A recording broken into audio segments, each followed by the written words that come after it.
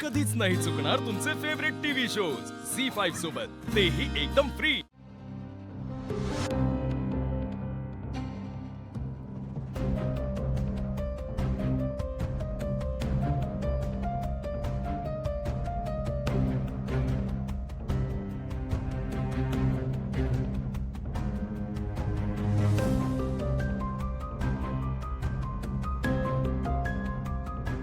आजींना कसं वाटतं आता? बरं वाटतं बस. मला ना तुमच्याशी बोलायचं आहे थोडंसं. आजी माफ करा ना, मला चूक झाली हो माझी. मी असं लगेच तुमच्यावर आळ घ्यायला नको होतं. सॉरी. आजी ते पैसे सापडले, लॉकर मध्येच होते. आमचा विश्वास होताच, पण आता ते सिद्ध पण झालंय. तर प्लीज तुम्ही स्वतःला त्रास नका करून घेऊ. आणि जे झालं ना त्याचं उर्मिलाला वाईट वाटतंय. उर्मिला, अगं माझी वंदी आहे ना तशीच तू बी आहेस ग. मग त्याच अधिकारानं का नाही ग मला विचारलंस? काजी हे पैसे तुमच्याकडे कुठून आले हे सांगितलं असतं ग. मी खरंच सांगितलं असतं तुला की हे पैसे कुठून आले ते. वाईट एकाच गोष्टीचं वाटतं. इतके दिवस आपण सगळी जण एकत्र राहिलो, आनंदात राहिलो,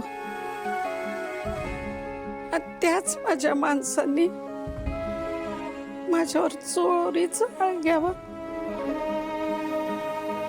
आजी माझं खरंच चुकलं, खरंच चुकलं. मी पाया पडू का? अगं उर्मिला ताई, हे बघा, आम्हाला कळतंय तुमचा गैरसमज झाला. आणि खरं सांगू का, ज्या दिवशी आम्ही या घरात आलोय ना त्या दिवसापासून तुम्ही आमची खूप काळजी घेते. पण आम्हाला कधी एका शब्दानं काही बोलला नाही तो तुम्ही.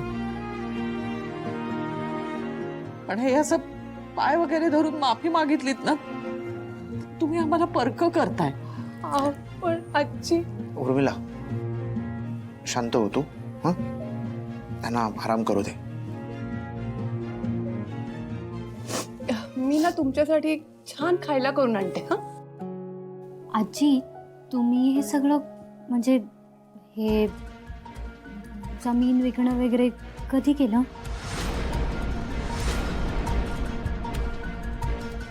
मी केला होता रतन दादाला फोन. शिवा, त्याने मला सांगितलं आजीचा काही दिवसापूर्वी फोन आला होता, तेव्हाच हा सगळा व्यवहार केला तिने. मला नाही आवडले आजी. तुला नाही कळणार ग. मला नाहीच कळत आहे की तू कशी वागतेस, कधी काय करशील. तू का विकली सगळं जमीन? त्या जमिनीपेक्षा घर महत्वाचं होतं का नाही? का आजी, पण मी आहे ना. झी5 ॲप डाउनलोड करा आणि पहा सर्व एपिसोड्स एकदम फ्री।